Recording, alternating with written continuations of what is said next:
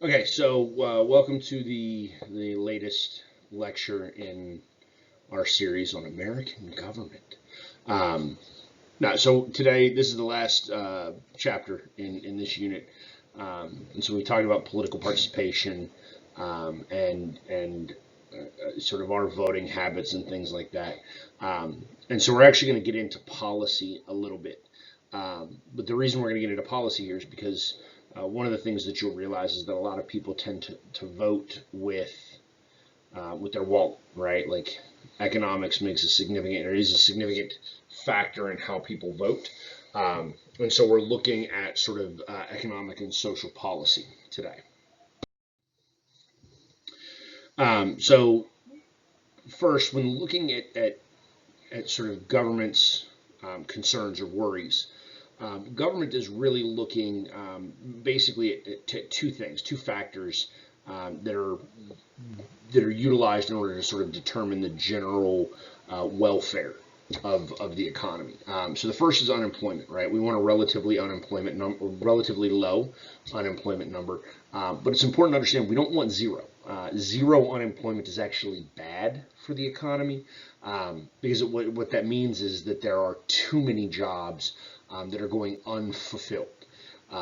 As a general rule, you want unemployment to be roughly 3 to 4%. Okay, once you get over sort of 6 or 7%, then it gets a little problematic. Inflation is the sort of decrease in purchasing power, right, where goods become more expensive.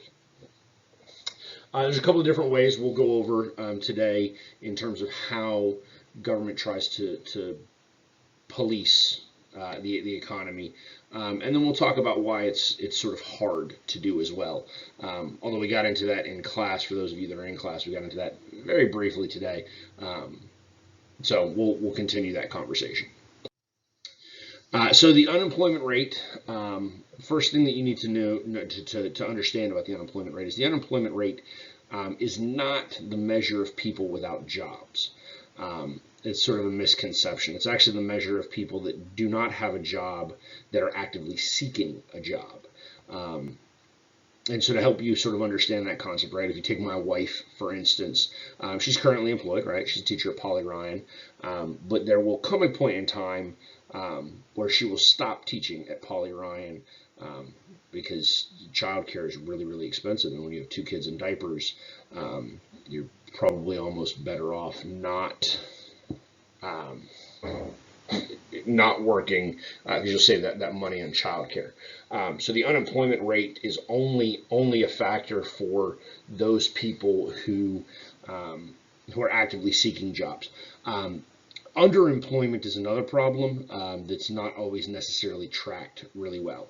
Inflation, as I said last time, is the sort of rise in the cost of goods, and it's dictated based off of sort of purchasing power, which comes from the consumer price index. And regular inflation is completely normal; it happens all the time. But what we don't want is sort of hyperinflation. All right. So this graphic here gives you a little breakdown or a little understanding of sort of unemployment over some demographic differences, right? Whether it be age or race. But hopefully you realize that unemployment is not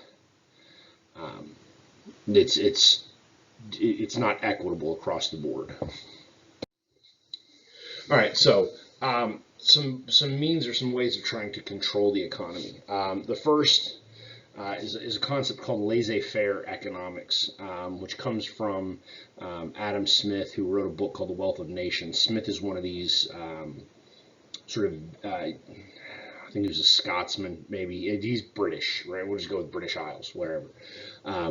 But one of those sort of Enlightenment thinkers, guys sort of the same ilk as John Locke that we'd already talked about. And so he comes up with this idea that basically there's this invisible hand that is constantly at play in markets, that's constantly moving things and manipulating things and adjusting, and that it happens naturally within a free market. And so we want hands off, meaning the government does not get involved. Monetary policy is dictated by the Fed. The Fed is the short name for the Federal Reserve. And so the Federal Reserve is a quasi-governmental agency. It's a quasi-governmental agency in the sense that like the chairman of the Fed is appointed by the President of the United States and confirmed through the Senate.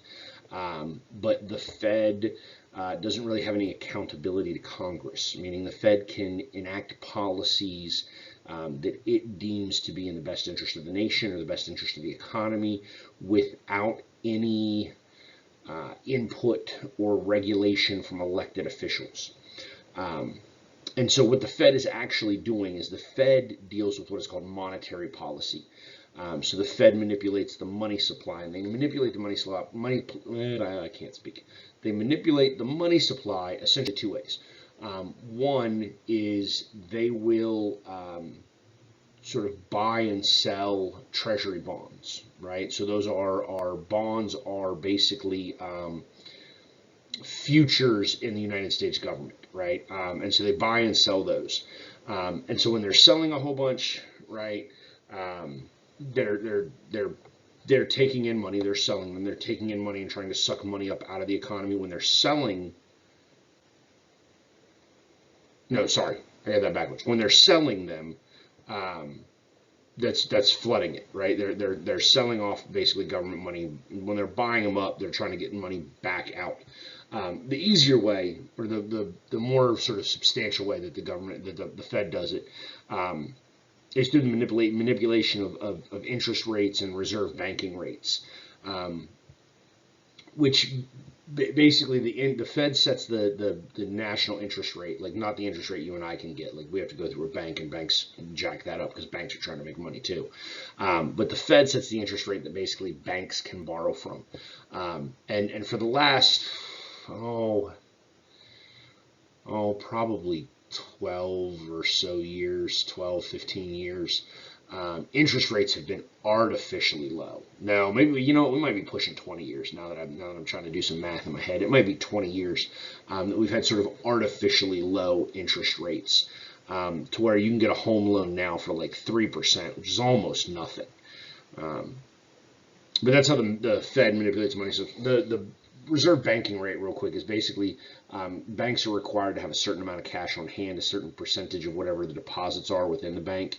The higher the reserve rate is, the more money banks have to have on hand, meaning the less that banks can put into circulation.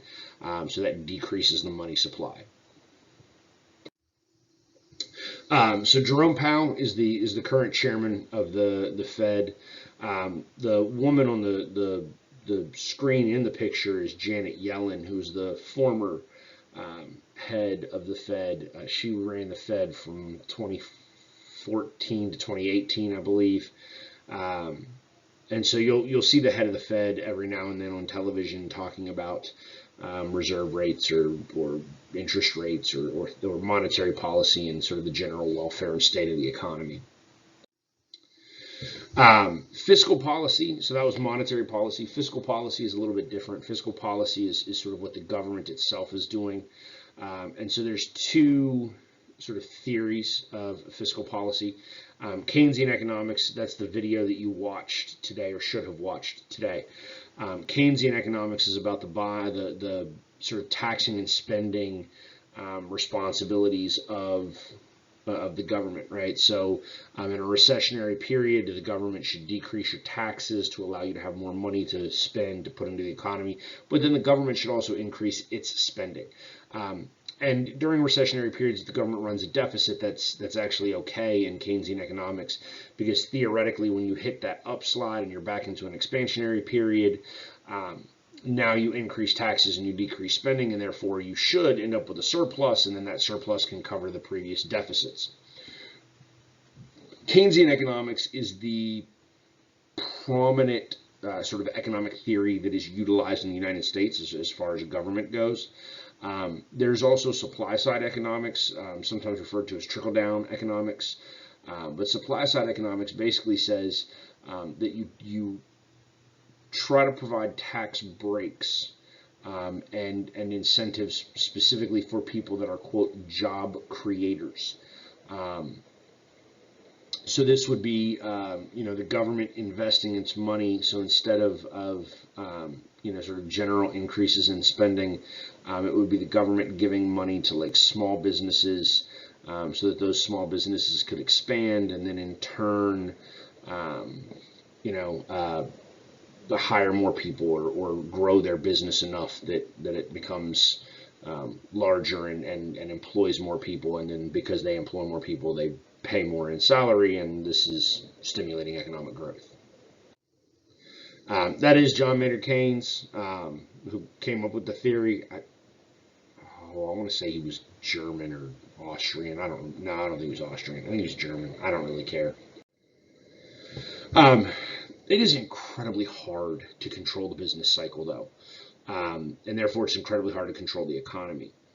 Um, we tend to give presidents a lot of credit for economic success, or a lot of blame for economic failures in the country. So for instance, if you look at the first few years of Trump's presidency, a lot of people would have said Trump was doing a good job as it pertained to the economy, because economic growth was recovering and unemployment was low. The reality is Trump had very little to do with that himself. Um, you go back to the 90s and you look at Bill Clinton, for instance. There are even a number of conservatives that will tell you Bill Clinton was a good president because the economy did really well, and we had economic growth, and people were making money, and everybody was like, the middle class was getting richer, and all those wonderful things. Bill Clinton was president in the 1990s, right? So basically, Bill Clinton took over in like 1993, which also happens to be like the dawn of the internet. Okay? And then for his 8 years, you essentially had the internet booming and creating new jobs and new job opportunities and new technologies and all sorts of stuff. The reality is, dude, in the mid to late 90s, a monkey could have been president of the United States, and our economy would have been fine. A gold, let's not even go with an intelligent animal. A goldfish could have been president of the United States. Our economy would have been fine. Fine. Okay. For the most part, the private sector is what dominates economic growth and economic well-being.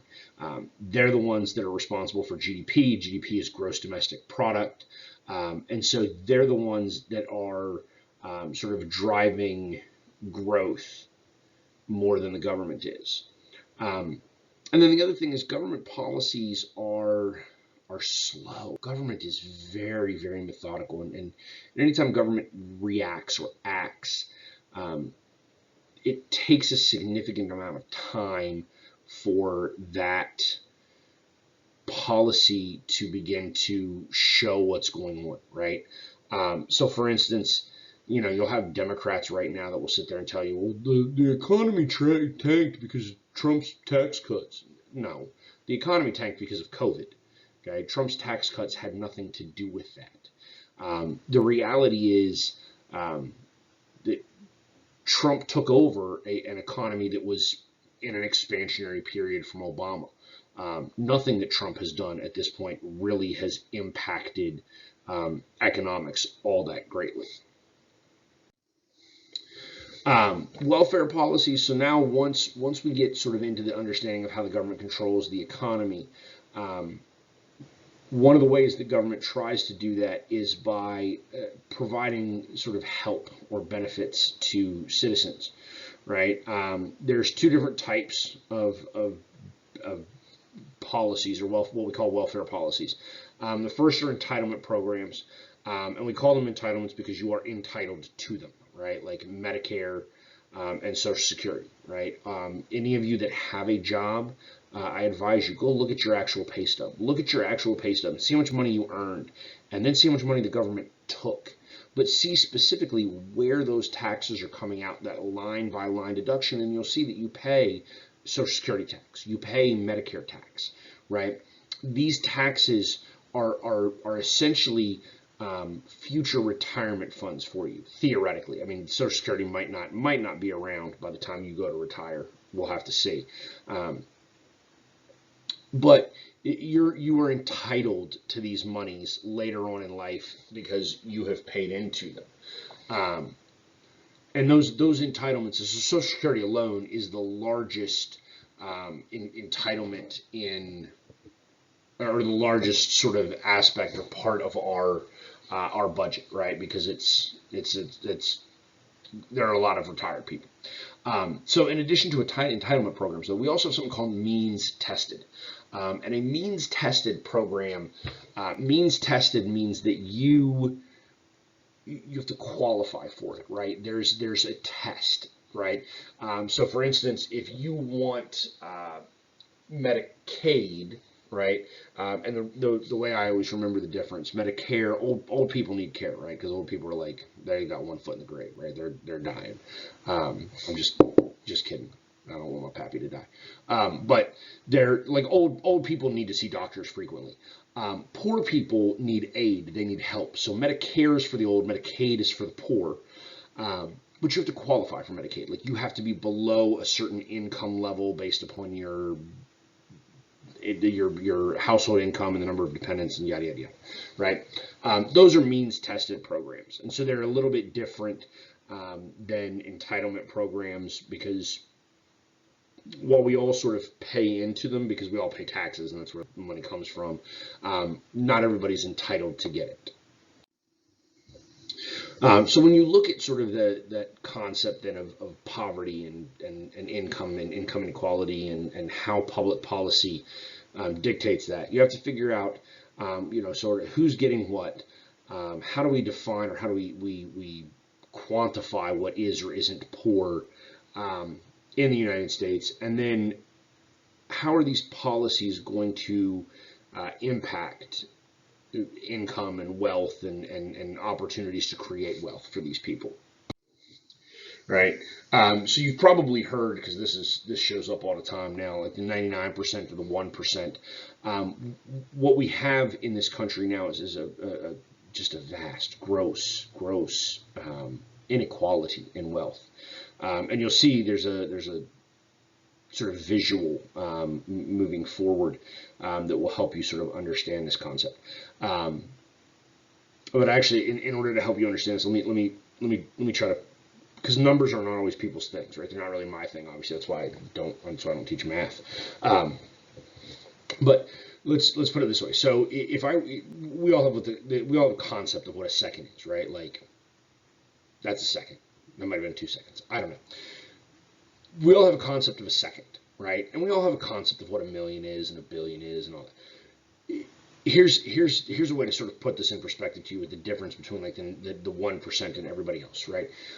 So a million, right? A million, that's a large number. Like, Lord, if I could get $1 million, I'd be set for life, right? Like I could pay off all my debts, I could pay off my house. I mean, obviously I couldn't quit my job, but I love my job and I wouldn't want to quit anyway. So, hey, but that $1 million, like I would have money put aside for my kids' college education, that I pay off my student loans, pay off my house. Like if you just gave me $1 million in cash, my life gets significantly easier, right? 1 million seconds, because a million is a lot, right? 1 million seconds is 11 days.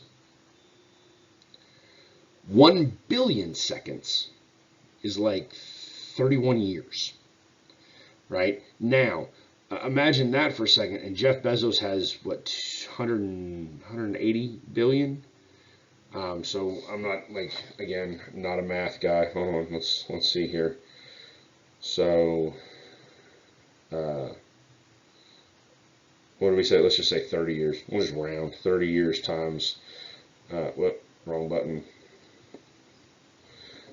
So 30 years times 180. Because he's got 180 billion.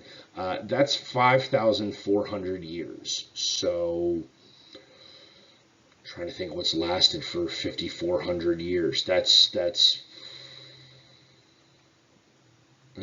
the span of man's existence. I don't know. I no idea when like man first arrived. I don't do ancient world history. Like I don't know. All I know about ancient world history is that eventually they started cultivating grain and somebody brewed some beer and that's why they stopped moving around. Right? You learned that here from Coach Baker. Beer is the reason for civilization. It's true. Go look it up. Okay, so when we have economic policies, right, we have to figure out how we sort of handle some of these concepts, right? So the government's taking money in because it's taxes, and they take money in with taxes, and then they're spending a bunch of money, and they have to figure out sort of how to get the best bang for their buck, right?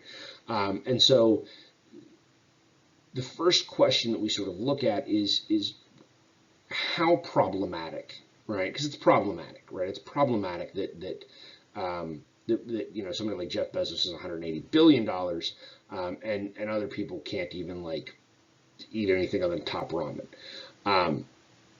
But how problematic is that, right? Like, how willing are we to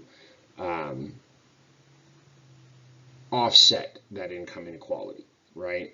And then some of the other concepts that you have to look at here is sort of wealth versus income, because wealth and income are not the same thing by any stretch of the imagination. So wealth is like the accumulation of assets. Income is just what you make off your job, right? So again, like if you handed me $1 million, I would have $1 million in wealth, but my income doesn't change because I'm still a teacher. So income versus wealth are two drastically different things. Because again, there's instances in which people can create wealth, and there's actually some instances in which people can create wealth through means other than income, which is a different issue for a much like more in-depth conversation. But these are all things that we're trying to reconcile and figure out. This graph, if you really wanted to look at it in detail, all it's really showing you is sort of the growth over time of sort of the 1% versus the other quintiles, right? So the top 20%, 60 to 80, 40 to 60, 20 to 40, and 0 to 20.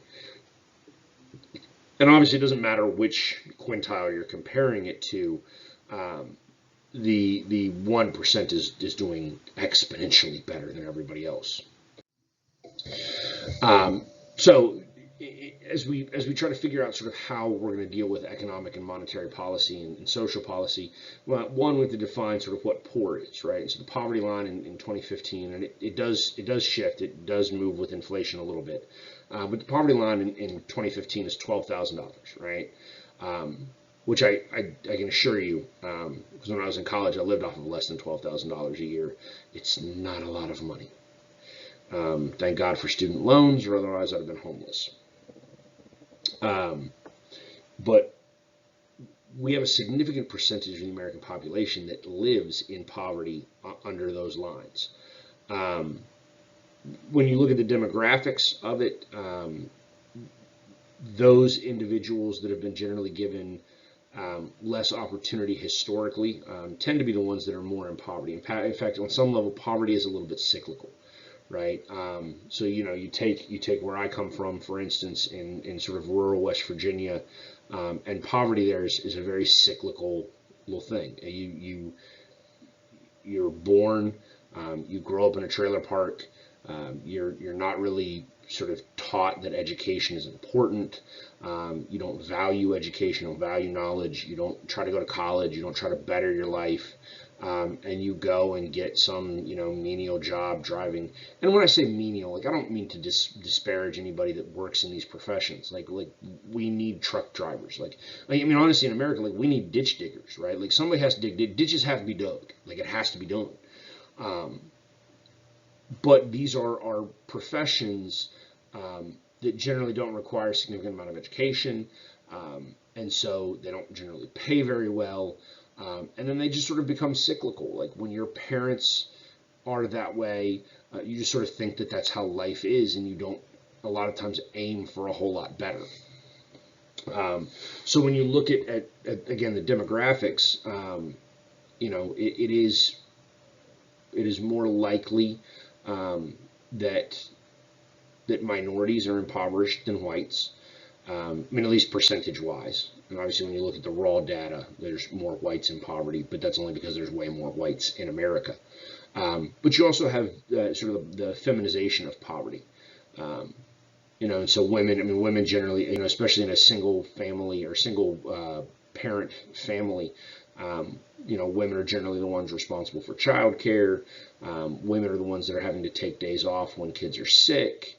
And all of those things adversely affect income and therefore increase opportunities for poverty.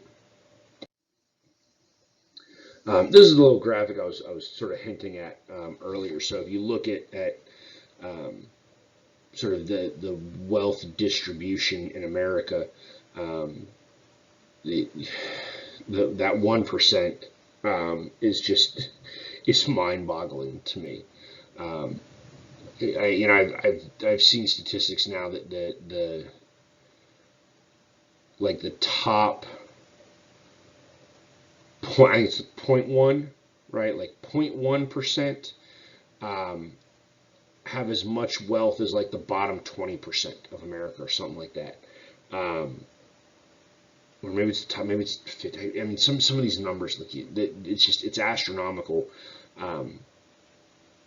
because we operate in a system that sometimes somebody like Jeff Bezos, and I don't hate Jeff Bezos. I don't know the dude. I don't know anything about him personally. But I mean, Jeff Bezos basically created an online bookstore. That's what Amazon was. And then was able to build it into something that is gigantic now and we all use on a daily basis. That sort of entrepreneurial spirit should be rewarded with wealth, right? With monetary gains because you created something. And I have no problem with that. But there are a lot of aspects of sort of our system of wealth creation in America that are not rewarding innovation or risk taking or entrepreneurship, and instead are just kind of cronyism. Where you're really just kind of helping out your buddies and you're all sort of helping each other get rich at everybody else's expense. I'll let you look at this on your own, but again, just some of the statistics for poverty. So then that leads us to public policy, right? How does public policy affect our income, right? So as the government is engaged in these behaviors, how is that impacting individuals, right? So the first thing is we have taxation. There's three, actually, believe it or not, there's three different types of taxation. There's progressive taxes, there's proportional taxes, and then there's regressive taxes. A progressive tax system is basically what we have for income in the United States, right? The more money that you make, the more money that you pay in taxes, but not just the more money that you pay in taxes, but the higher percentage that you pay. Now, it's not as bad as what you might think based on me saying that, because when it was first explained to me this way, it was like, oh, there's 5 tax brackets, right? And so if you make 0 to 50,000, you pay 10% in income, and if you make $50,001 to $100,000, you pay 15% in income, right? But then I'm like, well, why would I want to make that 50,000 in first dollar? That sounds terrible to me. I could just give my company that dollar back and be like, no, I'm good at 50,000 and 10% taxes, bruh. I get to keep 45,000. I'm good. You give me that extra dollar, and now all of a sudden I got to pay 15% in taxes, and my pay goes down to 42,500. You gave me an extra dollar. You cost me 2,500. That's not how it works, right? So everybody in America, on a progressive tax scale, everybody in America, even Jeff Bezos, pays 10% on the first 50,000 that he makes, right? And then the next 50,000, everybody pays 15% on that. And so that's sort of how a progressive tax system works. Proportional just means everybody pays the same amount all the time. That would be a sales tax, right? Everybody pays 7.5% no matter what, period. Regressive taxes are actually taxes where the more you make, the smaller a percentage you pay. Now you might be like, what genius would do that? But we actually have regressive tax in the United States, and Social Security is a really good example, right? So Social Security regressive tax works like this. Everybody gets taxed at the same rate for Social Security. until you make, and I think it's like $200,000 now. It used to be $100,000, but I think they've upped it. Okay, I think it's like $200,000, $250,000 now. After that, every dollar beyond that you make, you pay no Social Security tax. None, not a penny. Which means that, let's just say for the sake of argument, it's 10%, right? You make $250,000, you pay 10% of that in Social Security taxes, that's $25,000, right? Now, let's say for the sake of argument that instead of making $250,000, you make $2.5 million. You still pay the same amount, that $25,000, that $25,000 in taxes, but now instead of that being 10%, it's 1%. So it goes down. That's a regressive tax. Now, that might sound to you like, oh, that's terribly unfair, but think about it for a second. Social Security is basically government-funded retirement. Bruh, if you're making $2.5 million a year, you better not need no government-funded retirement. Like, no, don't be that foolish. Don't spend all that money like that. Right? So it makes sense. Plus, everybody pulls out the same amount too, so it really wouldn't be fair. If Jeff Bezos was committing millions of dollars every single year to Social Security when he's only going to be able to pull out like $3,000 a month or whatever Social Security benefits are. Right. And then government expenditures, they can affect income, especially with the old, like Social Security is income for most old folks. This is just an example. So the farmers market, they were actually trying to figure out a way to make it easier to take food stamps so that farmers could basically increase the sort of people that they could sell to while still getting paid for their produce. Again, you can look at this on your own.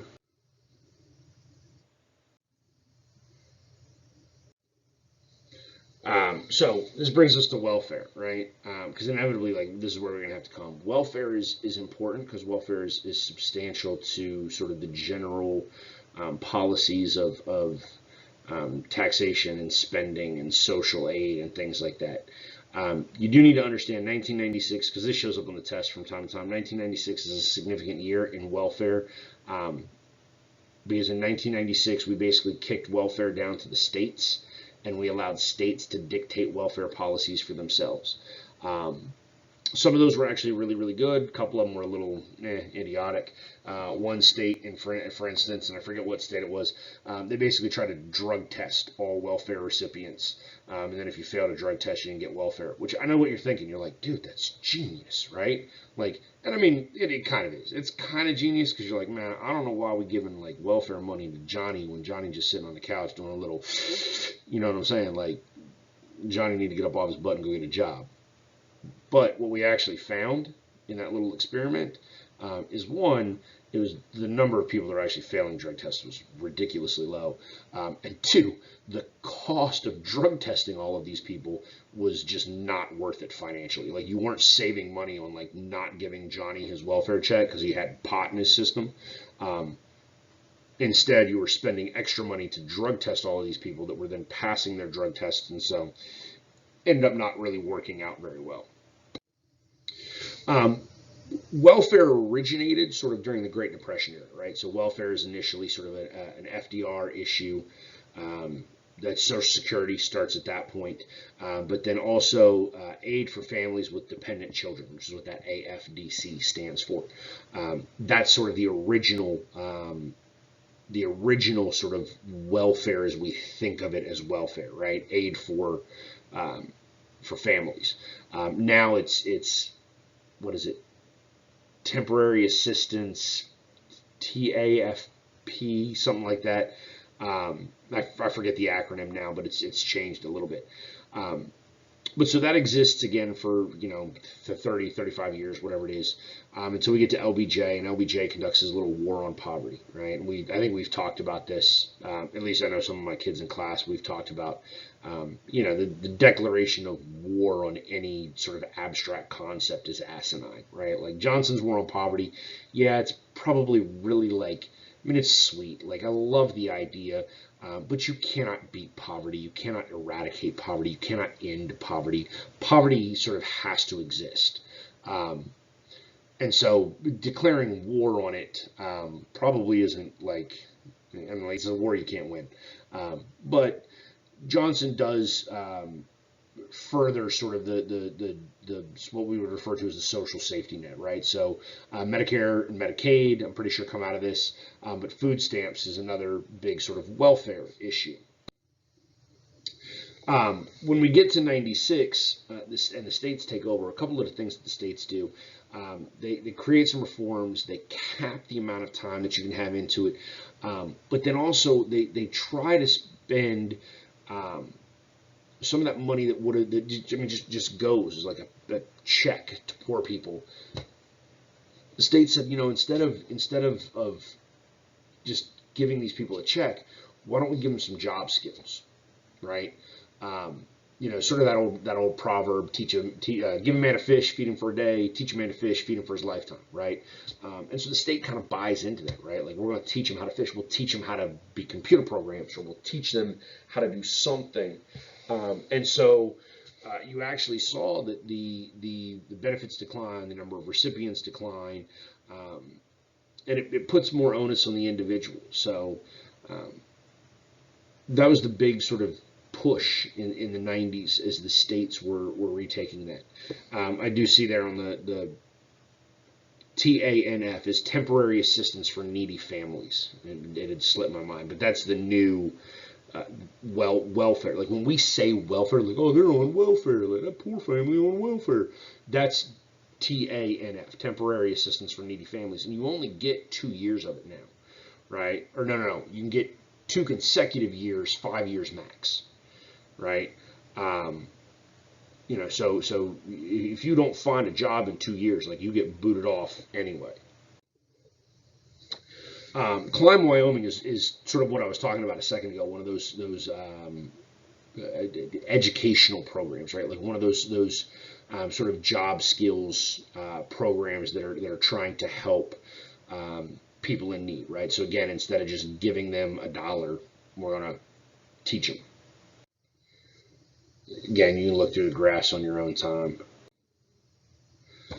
Social Security. This is important as we look at the politics of sort of spending and social welfare.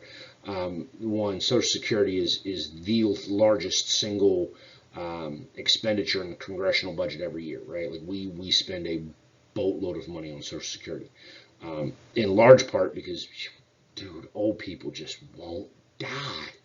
Like, bro, just go on and like phone it in, and like, no, I'm kidding. I don't need, but increases in life expectancy certainly are furthering the depletion of Social Security benefits, and are furthering the sort of strain that we have on Social Security. It is a very popular plan, because sadly a significant percentage of Americans don't put money aside for their own retirement. Um, and I mean, maybe some of them don't put money aside for their own retirement because they're like, well, I got Social Security, and that's going to be my retirement. But Social Security is not a lot of money. Um, like, it's not a lot of money at all. Um, so if that's sort of what you're banking on for your retirement, even if it is around, trust me, you don't want to live. I mean, that basically puts you at the poverty line. Like, you don't want to live like that. This is Sarah Naus, I think is how you pronounce it. Who, I don't know if this is still true or not. She was at one point in time the oldest living woman in sort of history. So she passed away at 119 years old, and that's a picture of her with her great great great grandson. I think there was three greats in there. Um, right, but 119. Just so you can do some math here, the lady was on Social Security for 54 years.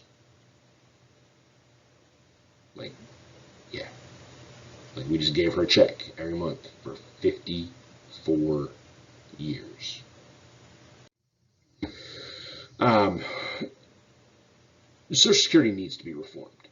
Like, it's an inevitability. It cannot continue to function. Um, the way that it's currently functioning. It will go bankrupt eventually. But part of the problem is it's really hard to change Social Security. One, because you have a whole bunch of old people that depend on it, they rely on it, they need it. Two, old people vote more often than young people do.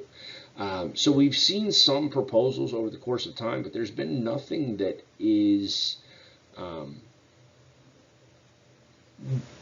been promising enough that we would actually want to implement it. Other social welfare policies, I don't. This is not one of those things where I care necessarily about comparing us to sort of European models or other countries. We don't have the same social safety net that other countries do. But I also don't think that that's ever been a part of our mentality the way it is in some other countries. Now that might be changing, and maybe over the course of time we increase the social safety net and Democrats take over, and your sort of more liberal Democratic Socialist Sanders AOC wing of the Democratic Party, maybe I mean that is what they want to enact. They want a larger social safety net. They want more governmental responsibility and less sort of individual responsibility on all sorts of things. But at least for the time being, I don't see that as being prominent. I mean, they have a hard time doing well nationally, even in the Democratic Party, and that says nothing for a general election against moderates and Republicans. Again, you can look through the graphs on your own. Oh, this is parental leave though, which yeah, the U.S. doesn't really have it. In fact, if you'll notice, they're the only ones that don't have any in green, which is paid parental leave by the actual government.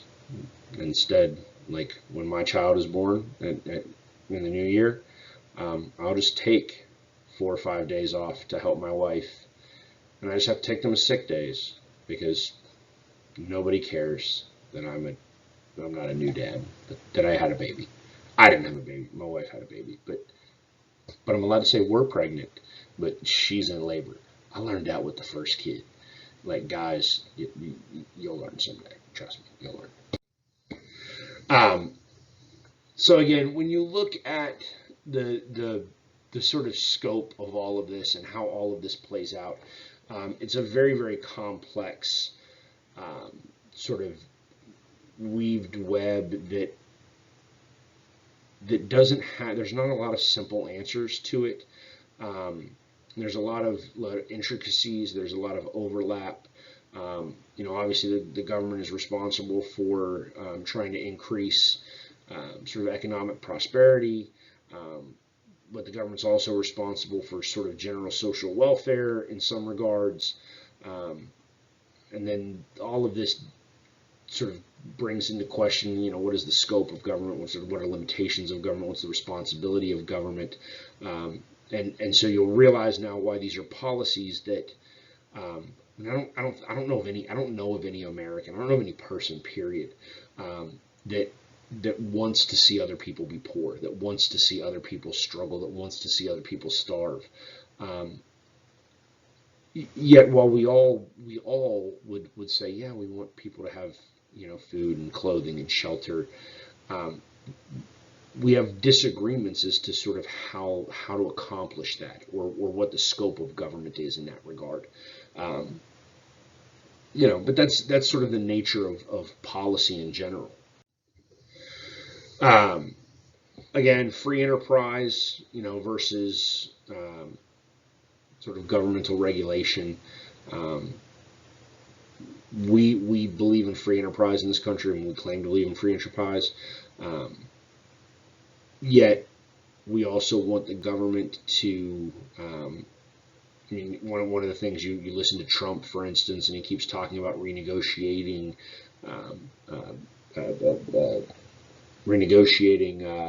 prescription medication costs for like Medicare or Medicaid.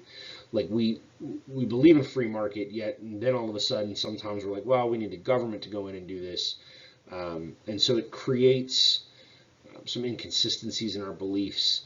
And again, it's one of those things where you're sort of realizing now or understanding now how complex and nuanced political beliefs and behaviors really are. because there's so many minute details that sometimes it seems like you might contradict yourself because you want this, but you also want that, and they're in conflict with one another. Um, but ultimately, out of all of this, there are some positives, right? And there's some general positives that we can sort of reach a consensus on, right? So one of them was like child labor. You go back to the sort of the dawn of industrialization in the United States, and you had child labor was rampant. You had kids weren't in school. They were working in factories. They were working long hours. They were working by candlelight with dangerous machinery. I mean, you see the little picture of the kid there, like they're not even wearing shoes. Like you're going to lose a toe. Um, we understand that child labor, like we're better off. We're better off as a society putting our children in school and educating them. And so there are some instances like this where we can reach consensus. And so again, when you look at the sort of liberal and conservative disagreements, um, it's a matter of opinion. What is the scope of government? What are the limitations of government? What responsibilities does government have to the people? Is government too big? Is government too small? Is government not responsive enough to the people? Is government intrusive upon the people? Depending upon where you fall on the political spectrum, you're going to have a disagreement with that. But it's okay. You should be able to disagree civilly with other people without fear of the sort of backlash. Like these are opinion based issues, and you're entitled to your opinion. And so hopefully, this is one of those things that when 10 years from now, 15 years from now, you're at a cocktail party, and somebody brings up politics, and you're discussing sort of Social Security or welfare or any one of a myriad of issues. You can do so civilly, and when the other person disagrees with you, and the other person thinks the government has a responsibility to do all these things, and you think the government doesn't have that responsibility, or vice versa, that y'all can discuss civilly, and at the end of it, walk away and be like, no problem. We can agree to disagree. All right. So you have a test tomorrow. Good luck. Right. It's going to cover campaigns, voting behavior, political participation, political socialization, and then a little bit of this policy stuff, right? Social and economic policy. Good luck.